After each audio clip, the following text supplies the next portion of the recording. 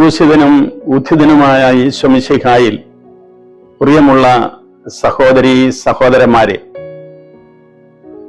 നോമ്പുകാലം സമാപിക്കുകയാണ്.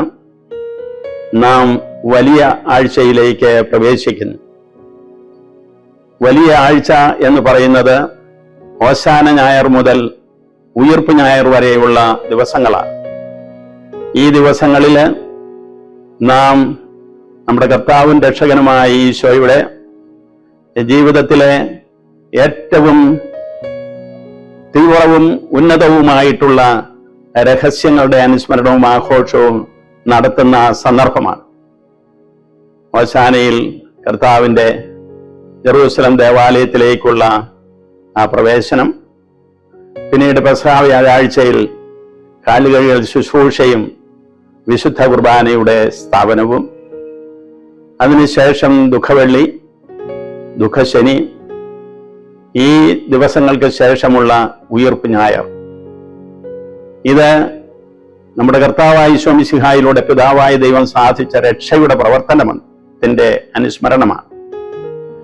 ഈ രക്ഷയുടെ പ്രവർത്തനത്തിന്റെ ആകത്തുകയായിട്ടുള്ള പരിശുദ്ധാത്മാവിന്റെ ആഗമനമാണ് പിന്നീട് സംഭവിക്കുന്നത്. പരിശുദ്ധാത്മാവ് സഭയെ, ജനതകളെ ഇന്ന് നയിച്ചുകൊണ്ടിരിക്കുന്നു.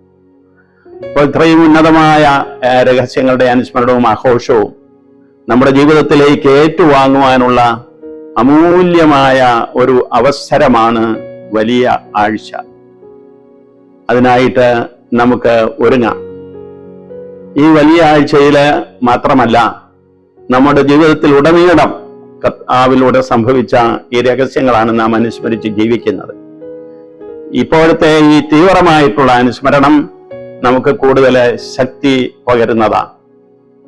നമ്മുടെ ജീവിതത്തെ മുഴുവനാണ് നാം ഈ സന്ദർഭത്തില് കർത്താവായ ഈശോ മിശിഹായുടെ ജീവിതാന്ത്യ രഹസ്യങ്ങളോട് ചേർത്ത് ശക്തമാക്കി തീർക്കുന്നത്, ആ ദൈവത്തിന്റെ അനുഗ്രഹം പ്രാപിക്കുന്നത്. നമ്മുടെ ജീവിതത്തിൽ സന്തോഷങ്ങളും ദുഃഖങ്ങളുമുണ്ട്. എന്നാൽ ഇവയുടെ എല്ലാം നടുവിൽ സമചിത്തതയോടെ ജീവിക്കുവാൻ നമുക്ക് സാധിക്കുന്നത് ദൈവത്തിന്റെ ശക്തിയാലാണ്. അഥവാ അങ്ങനെ നമുക്ക് സാധിക്കേണ്ടത് ദൈവത്തിന്റെ ശക്തി സംഭരിച്ചുകൊണ്ടാവണം. അതാണ് വലിയ ആഴ്ചയുടെ പ്രധാനപ്പെട്ട ഒരു ഉദ്ദേശ്യം. ആ ഉദ്ദേശ്യം സഫലമാക്കാൻ നമുക്ക്, പ്രിയമുള്ളവരെ, നമ്മുടെ ജീവിതത്തിൽ വ്യക്തികളായിട്ട് നമുക്ക് കർത്താവും രക്ഷകനുമായ ഈശോയോടെ താതാത്മ്യപ്പെടുവാനായിട്ട് സാധിക്കണം.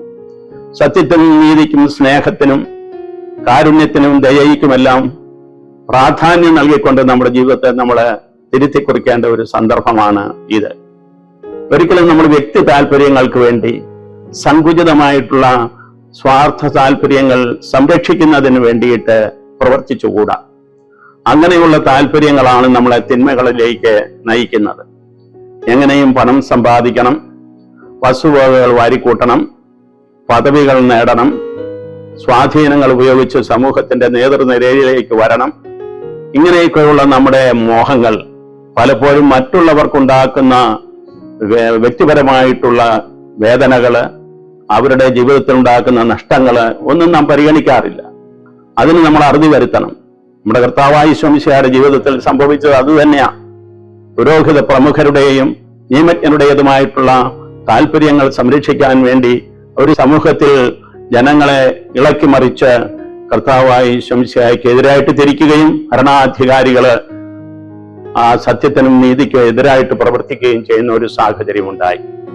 സഭയിലും സമൂഹത്തിലും തന്നെയും നമ്മുടെ കർത്താവിന്റെ രക്ഷ ആവശ്യപ്പെടുന്നതായിട്ടുള്ള സത്യത്തിന്റെയും നീതിയുടെയും സ്നേഹത്തിന്റെയും കരുതലിന്റെയും ഒക്കെ ആയിട്ടുള്ള ഒരു സാഹചര്യം നമ്മൾ സൃഷ്ടിക്കേണ്ടതുണ്ട്. സമൂഹ ജീവിതം ഇന്ന് ദുസ്സഹമായി തീർന്നിരിക്കുകയാണെന്ന് ഒരർത്ഥത്തിൽ പറയാൻ സാധിക്കും.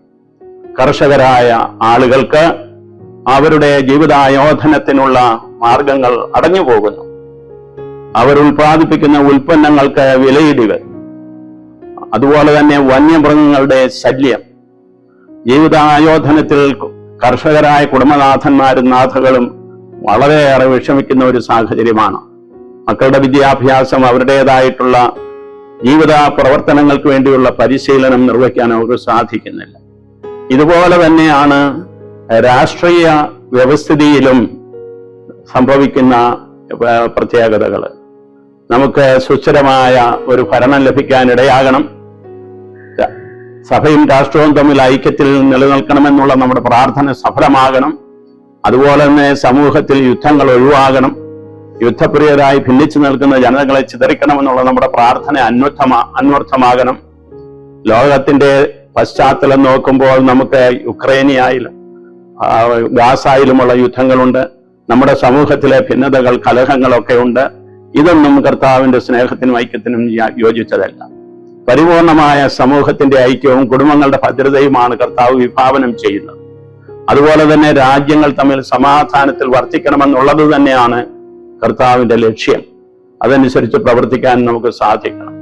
ഈ വലിയ ആഴ്ചയുടെ അവസാനം ഉത്ഥാനത്തിലൂടെ കർത്താവ് നമുക്ക് നൽകുന്നത് ആത്യന്തികമായ സമാധാനമാണ്.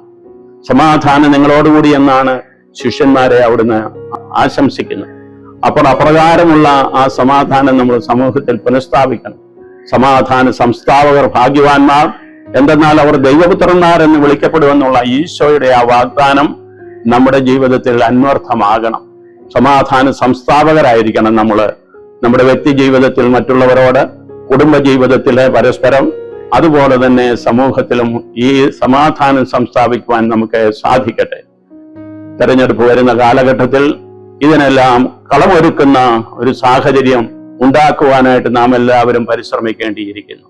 ഭരണത്തിന്റെ സുസ്ഥിതി, ജനങ്ങളുടെ സമാധാനവും സംരക്ഷണവും എല്ലാം സാധിക്കട്ടെ. ഇതെല്ലാം നമ്മുടെ മനസ്സിൽ സൂക്ഷിച്ചുകൊണ്ട് നമുക്ക് ഈ വലിയ ആഴ്ചയിലെ തിരുക്കർമ്മങ്ങളിൽ സംബന്ധിക്കാം, ശക്തി സംഭരിക്കാം, നമ്മുടെ പ്രായോഗിക ജീവിതത്തിലേക്ക് ഇറങ്ങിത്തിരിക്കാം. ദൈവം വാഗ്ദാനം ചെയ്തിട്ടുള്ള സമാധാനം നമ്മുടെ കുടുംബങ്ങൾക്ക് ഞാൻ ആശംസിക്കുന്നു.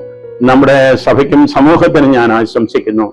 അതുപോലെ തന്നെ നമ്മുടെ രാജ്യവും സമാധാനപൂർണമായ ഐക്യത്തിൽ പുരോഗതിയിൽ നിന്ന് പുരോഗതിയിലേക്ക് നീങ്ങുമാറാകട്ടെ. ദൈവത്തിന് സ്തുതി. നിങ്ങൾക്കെല്ലാവർക്കും ഈ വലിയ ആഴ്ചയുടേതായ ആശംസകൾ. ഉയർപ്പ് തിരുനാളിന്റെ മംഗളങ്ങൾ. ദൈവത്തിന് സ്തുതി.